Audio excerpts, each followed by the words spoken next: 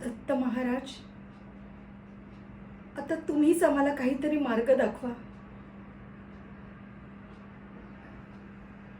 माझ्या मुलाची होणारी ही अवस्था आता मला नाही बघवत हो. मी आपल्या सेवेत काही कमी केले नाही, पण जर माझ्याकडून काही चूक झाली असेल तर माफ करावं.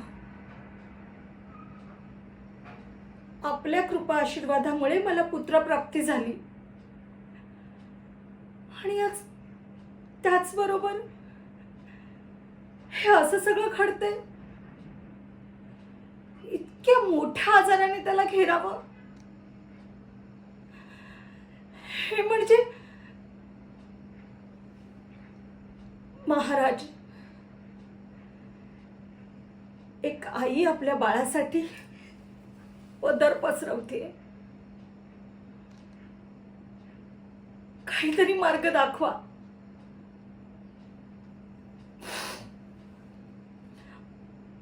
आम्हाला काहीतरी मार्ग दाखवा. माझ्या नारायणाला जर काही बरं वाईट झालं ना, मला नाही सहन होणार.